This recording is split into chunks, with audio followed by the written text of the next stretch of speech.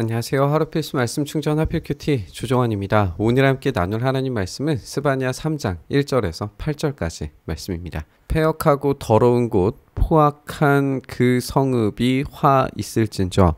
우리가 어제 본문 생각을 해보면 블레셋 지역에서 모압과 암몬 지역, 그리고 에티오피아에서 구스 지역에서 그 위로는 아수르에 이르기까지 이 동서남북 세 개의 모든 지역을 향하여서 하나님의 심판이 임하게 될 거다라고 하는 이야기를 들었어요. 그럼 이 패역하고 더러운 곳, 포악한 그 성읍이 과연 이곳 중에 어디인지, 아니면 또 다른 성읍이 있을지에 대해서 생각을 하게 되겠죠. 그런데 이 포악한 성읍에 대한 정체가 드러나는데, 그 정체가 예루살렘이다 라고 하는 것이 드러났을 때 이 충격은 어마어마했을 겁니다.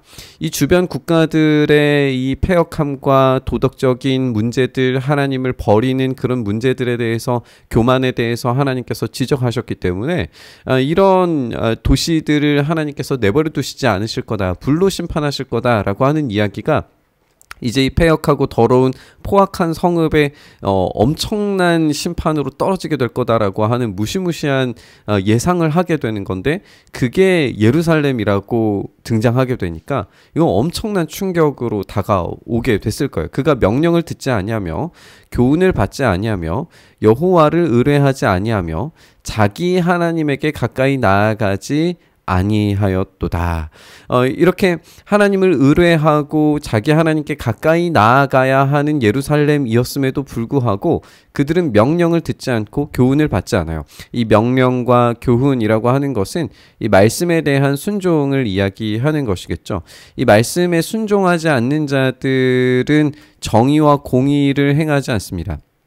하나님은 정의와 공의를 실현하기 원하시는 분이신데, 이 정의와 공의를 전혀 행하지 않는 이들에게 하나님의 심판이 임하게 되는 것은 당연합니다. 그 가운데 방백들은 부르짖는 사자요, 그의 재판장들은 이튿날까지 남겨두는 것이 없는 저녁 일이다, 이렇게 표현되고 있습니다. 이 방백들이 사자와 재판장들이 이리로 표현되는 것은 이들이 정의와 공의를 무시하면서 얼마나 이 백성들을 향한 이 착취, 또 엄청난 욕망으로 가득 채워진 도시였는지를 생각을 하게 되죠. 그러니까 사람들을 그렇게 이 고혈을 빨아먹는 이런 존재들, 그리고 사자처럼 이리처럼 포악하게 행동하는 이런 피를 갈구하는 그런 성읍에 하나님의 심판이 떨어지는 것이 당연합니다. 그러면 이 네 개의 예시를 들면서 이 세계 전방을 향하여 하나님의 심판이 임하리라 라고 하는 이야기를 했던 이 외부적으로 돌려졌던 시선이 내부로 집중이 되면서, 그럼 도대체 이 예루살렘은 얼마나 큰 심판을 받게 될 것인가 라고 하는 예상이 들게 되겠죠. 문제는 이렇게 정치가들이 백성들을 착취하고 욕망을 일으키는 것에서만 끝나는 게 아니라 이들의 영적인 상태도 굉장히 큰 문제였다는 것을 우리가 발견하게 돼요. 그의 선지자들은 경솔하고 간사한 사람들이요, 그의 제사장들은 성소를 더럽히고 율법을 범하였도다. 이렇게 선지자들과 제사장들, 영적인 리더들이어야 하는 사람들이 하나님의 말씀에 대해서 제대로 알지도 않을 뿐더러 그것을 곡해하고, 혼합주의자들, 그러니까 하나님을 겉으로는 섬긴다고 말하면서도 그 속에는 돈과 재물을 섬기는 그런 혼합주의자들이었을 수 있고, 또 한편으로는 실존론적인 무신론자, 한마디로 말해서 하나님이 있기는 있지만 복도 내리시지 않고 벌도 내리시지 않는, 우리와는 전혀 상관없는 존재로 그냥 이것은 어떤 명절에 행하는 우리의 그냥 전통의 일부일 뿐인, 뭐 이런 식으로 생각하는 실존론적인 어떤 무신론자들이었을 가능성이 매우 높겠죠. 우리가 요시야 시대 때의 성전 복구가 이루어졌다라고 하는 것을 생각을 해보면 그 당시의 성소가 어떤 방식으로 대해졌는지를 충분히 가늠해보고 예상을 해볼 수 있죠. 이들은 하나님을 경외하고 두려워하지 않습니다. 그들은 혼합주의자로서, 무신론자로서 어쩌면 이 성전을 대하고 있는지 모르죠. 이렇게 하나님을 전혀 두려워하지 않는 이들에게 하나님의 이 불심판이 떨어지는 것은 당연합니다. 그리고 이 외곽에 있는 이방인 나라들보다도 어쩌면 더욱 큰 심판을 받아야 마땅한 존재처럼 느껴지게 됩니다. 그 가운데 계시는 여호와는 의로우사 불의를 행하지 아니하시고 아침마다 빠짐없이 자기의 공의를 비추시거늘 불의한 자는 수치를 알지 못하도다. 하나님은 의로우셔서 아침마다 빠짐없이 공의를 비추세요. 이것이 마치 태양처럼 늘 언제나 항상 이 정의를 공의를 비추시는 그런 분이시죠. 그런데 이 불의를 행하지 아니하시는 분께서 날마다 예루살렘의 그 태양을 비추시는 것과는 상관없이 이 불의한 자들, 앞서 살펴봤던 사자처럼 저녁 이리처럼 사람들에게 폭정을 행하고 사람들의 고혈을 빨아먹는 그런 정치 지도자들, 그리고 이 종교인들, 무신론자에 가까운 이런 종교인들은 늘 언제나 이 불의를 행하고 있어요. 그런데 문제는 뭐냐면 이들이 수치를 알지 못해요. 수치 문화에서 이 수치를 알지 못하는 자들을 제거하지 않으면 그 수치가 재앙의 원인이 됩니다. 그렇기 때문에 이 수치를 가져다 주는 것들을 반드시 제거해야 돼요. 그러면 이 정의의 하나님, 태양처럼 늘 언제나 아침마다 정의를 행하시는 주님께서 이 수치를 제거하셔야겠죠. 내가 여러 나라를 끊어버렸으므로 그들의 망대가 파괴되었고 내가 그들의 거리를 비게 하여 지나는 자가 없게 하였으므로 그들의 모든 성읍이 황폐하며 사람이 없으며 거주할 자가 없게 되었다라고 이렇게 되어져 있어요. 모든 나라를 끊어버리셨고 그 거리를 비게 하셔서 지나다니는 사람이 없게 만드실 정도로 엄청난 이 심판을 행하신 하나님께서 너는 오직 나를 경외하고 교훈을 받아라. 그리하면 내가 형벌을 내리기로 정하기는 했지만 너의 거처가 끊어지지 아니하리라 라고 경고하셨어요.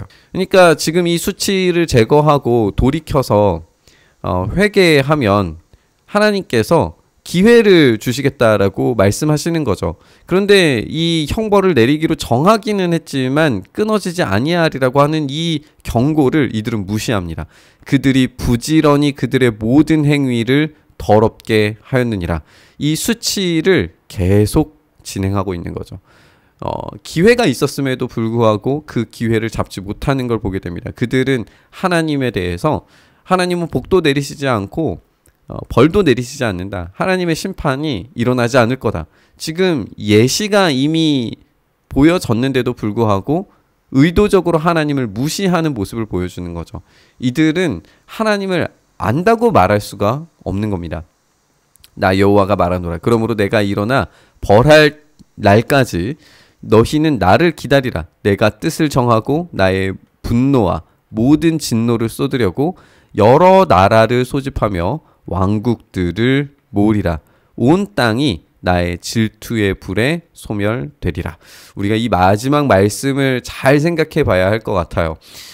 사실 이방 나라들, 이 여러 나라들을 소집한다라고 하는 게 이스라엘 사람들의 입장에서는 상상이 가지 않는 일입니다. 왜냐하면 이 나라들은 불의를 행한 부정한 나라들이거든요. 하나님께서 심판하시겠다라고 말씀하셨던 그 부정한 나라들인데 그 부정한 나라들을 오히려 이 이스라엘을 심판하는 심판의 도구로 사용하시겠다라고 하는 거예요.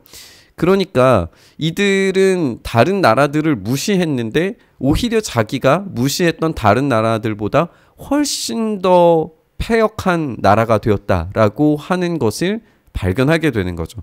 특히나 여기에서 온 땅이 나의 질투의 불에 소멸되리라 라고 이야기하는 것으로 보아서 이전에 있었던 이 형벌들은 그 땅이 비어지는 것이었어요. 그런데 황폐해지고 거주할 자가 없게 되는 이런 공터를 만드는 작업이었다면 하나님께서 이스라엘을 향한 이 분노는 마치 소돔과 고모라처럼 우리가 이전 장면에서 봤던 소돔과 고모라처럼 질투의 불에 소멸되게 되는 끔찍한 재앙을 맞이하게 되리라는 거죠. 이들은 영적으로 자만할 수가 없습니다. 그들이 가지고 있는 형식이 그들을 구원하는 게 아니었습니다. 그들이 실제로 정의와 공의를 행하고 하나님의 말씀에 순종할 때에만, 하나님의 경고에 따라서 그렇게 변화될 때에만 하나님의 구원을 받을 수 있었다는 사실을 우리가 깊이 생각해 봐야 합니다. 우리가 이 말씀을 생각하면서 우리의 교회가, 또 우리의 시대가 정의와 공의를 정말 제대로 실행하고 있는가라고 하는 이 질문 앞에서 떳떳하지 못하겠다라는 생각이 듭니다. 그런데 오늘 우리가 이 말씀을 읽으면서 질투의 불에 모든 것들이 소멸되고 교회가 어쩌면 세상보다도 더 악한 모습으로 착취하고, 또 정의롭지 못하고 공의롭지 못하고 평화롭지 못하고 평등하지 못한 어떤 그런 모습들을 보여줄 때에 하나님께서 그 심판을 통하여서 교회를 흩어 버리실 텐데, 그러면은 그 교회가 완전히 무너지는 것이냐를 생각을 해봐야겠죠. 근데 하나님은 단 한 번도 그렇게 이야기하시지 않으십니다. 왜냐하면 그 가운데서 하나님만이 전적인 의존의 대상이라는 것을 고백하는 자들, 그 심판 가운데서, 그 어려움 가운데서 믿음을 증명하고 남은 자들에게 그 빈 공간을 채울 수 있는 은혜를 제공하신다는 것이 스바냐의 진짜 이야기입니다. 그러니까 심판은 임하게 될 거예요. 정의와 공의를 행하시는 분께서 그 악을 제거하실 겁니다. 그때에 남는 자가 과연 누가 될 거냐라고 하는 거죠. 그리고 그 남는 자가 정의와 공의와 하나님을 정말로 의존하고 주님께 삶을, 자기의 인생을, 모든 것을 의존하는 자들에게 그런 은혜를 베풀어 주신다라고 하는 것을 우리가 깊이 깨달아야 합니다. 오늘 그렇게 우리가 주님께 온전히 의존하여서 주님의 일하심 안에서 어떤 상황적인 환경이 벌어지더라도 우리가 주님만을 붙잡겠습니다. 이런 결단을 가지고 우리 묵상의 자리로 나아갔으면 좋겠습니다. 주님, 그렇게 우리의 삶 주님의 것이오니 주님께서 우리의 삶을 붙잡아 주시고 또 역사하셔서 오직 주님께서 다스리시는 그 손 안에, 그 참된 보호 아래 우리의 삶이 있게 하여 주시옵소서. 그 일 행하시길 간절히 바라고 소망하며 우리 주님 예수님 이름으로 기도드리옵나이다. 아멘.